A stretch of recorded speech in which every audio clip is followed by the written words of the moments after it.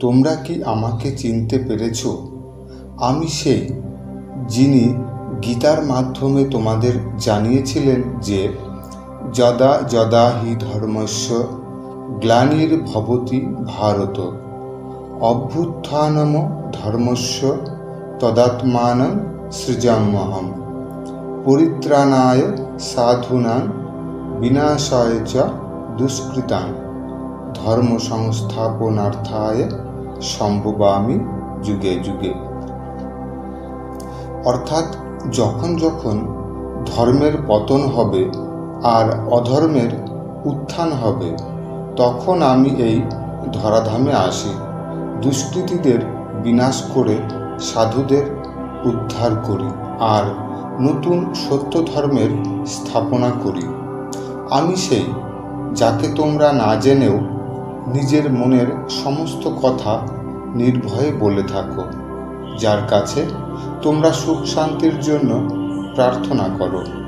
আমি সেই যাকে তোমরা যে কোনো সমস্যায় পড়লে সাথে সাথে ডাকতে থাকো, বলে থাকো, হে প্রভু আমাকে রক্ষা করো। আমি সেই যাকে তোমরা পছন্দের প্রিয় জিনিসটি পাবার পর কিংবা আশ্চর্যজনকভাবে কোনো শুভ ঘটনা বা কল্যাণকারী কিছু ঘটনা ঘটে গেলে বলে থাকো, থ্যাংক গড। আমাকে জেনে বা না জেনে স্মরণ ঠিকই করো, কিন্তু আমার মিষ্টি বাচ্চারা, তোমরা এটাও মনে করো যে আমি তোমাদের থেকে অনেক দূরে আছি। আবার অনেকে এটাও বলে থাকো যে সত্যিই ভগবান আছেন তো? আমার প্রিয় বাচ্চারা, তোমরা কখনোই এমন মনে করো না যে ভগবান নেই। আমি আছি আর তোমাদের খুব কাছেই আছি। তোমরাই আমাকে দূর করে রেখেছ। আমি আমার আদরের বাচ্চাদের থেকে আর আমার বানানো এই অতীব সুন্দর দুনিয়া থেকে কিভাবে দূরে থাকতে পারি? আমি কখনোই দূরে ছিলাম না, আজও নেই। তোমাদের বানানো ধর্মের কারণেই তোমরা আমাকে ভুলে গেছো। তোমরা আমার থেকে অনেক দূরে চলে গেছো। আমার প্রিয় বাচ্চারা, তোমরা কি জানো আমি এই অতীব সুন্দর দুনিয়াটা কেন বানিয়েছি? আমার বানানো এই দুনিয়াটা তোমাদের খেলার জন্য একটি প্লেগ্রাউন্ড মাত্র, যেখানে তোমরা তোমাদের সুন্দর জীবন সুন্দরভাবে কাটাবে, হাসবে, খেলবে, আনন্দ করবে, সবাই মিলেমিশে একত্রে সুখ শান্তিতে জীবন অতিবাহিত করবে। এই সুন্দর দুনিয়াটাকে আরও সুন্দর করে সাজিয়ে তুলবে। এত কিছুর জন্যই আমি তোমাদের সুন্দর করে সাজিয়ে এই রঙ্গমঞ্চে পাঠিয়েছি। কিন্তু তোমরা তোমাদের আসরিক অবগুণের দ্বারা তোমরা সব কিছু নষ্ট করে দিয়েছ। তোমাদের নিজের জীবনটাই নষ্ট করে ফেলেছ। তোমাদের বানানো একাধিক ধর্মের কারণে আজ সমগ্র দুনিয়া ভেঙে টুকরো টুকরো হয়ে গেছে। সকলের মধ্যে ভেদাভেদ তৈরি হয়েছে। স্বয়ং ভগবান, যিনি সর্বশক্তিমান, তার বানানো দুনিয়া আজ দুর্বল হয়ে পড়েছে, ধ্বংস হবার সম্মুখে দাঁড়িয়ে আছে। ভগবানের বানানো কোনো কিছুই তোমাদের জন্য দুঃখের কারণ হতে পারে না। তোমরা নিজেরাই নিজের দুঃখের কারণ। আসলে এই দুনিয়াটা ভগবানেরই মন্দির।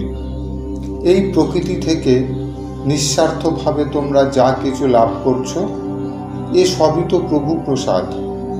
সূর্যালোক, বাতাস থেকে প্রাপ্ত অক্সিজেন, অমৃতরূপী জল, বিভিন্ন স্বাদে পরিপূর্ণ ফল, সবজি, বিভিন্ন রঙের সুন্দর সুন্দর ফুলের সুগন্ধ, চিরসবুজ গাছের ছায়া, প্রকৃতির বিভিন্ন রং আর তার সুন্দরতা, তোমাদের সুন্দর জীবন, এগুলি তোমাদের জন্য আমারই তো দেওয়া বিশেষ উপহার, যাকে তোমরা খুশিতে মুগ্ধ হয়ে বলে থাকো, গড গিফট।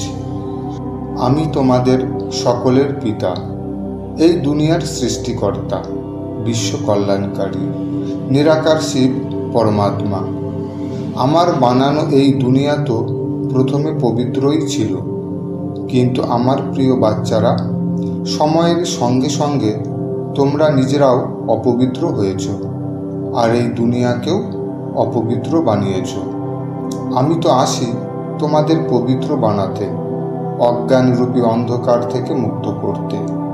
আমি তো আসি তোমাদের মানুষ থেকে দেবতা বানাতে। আমি আসি তোমাদের মাফ করতে। আমি কাউকে সাজা দিই না। তোমরা সবাই আমার প্রিয় সন্তান। আমি আমার প্রিয় সন্তানদের কিভাবে সাজা দিতে পারি? আমি তো প্রেমের সাগর, করুণার সাগর, দয়ার সাগর। আমি তো প্রেম আর দয়ার পরম স্রোত। আমার একটাই নিয়ম, প্রেম। সকলের মনে প্রেমের প্রদীপ জ্বালানো। কিন্তু মিষ্টি বাচ্চারা, তোমাদের বানানো ধর্ম, তোমাদের বানানো মত এই সংসারকে নিয়মে বেঁধে দিয়েছে, প্রকৃতির ওপর অত্যাচার শুরু করেছে, প্রকৃতির দেওয়া জিনিসকে অপব্যবহার করতে শুরু করেছে আর নিজেদেরকে আসরিক অবগুণে সাজিয়ে তুলেছে। নিজেদেরকে অহংকারে, হিংসায়, লোভে মুড়ে রেখেছে আর পরিণামস্বরূপ দুঃখ, কষ্ট, অশান্তি, ভয় প্রাপ্ত করেছ। আমি এসেছি তোমাদের প্রেমের ভাষা শেখাতে, তোমাদের সকল প্রকার খারাপ ভাবনা থেকে মুক্ত করে সুবুদ্ধি সম্পন্ন করতে। পবিত্র প্রেমই হল সত্যিকারের ভালোবাসা, যা আমাকে তোমাদের দিকে আর তোমাদেরকে আমার দিকে আকর্ষণ করবে।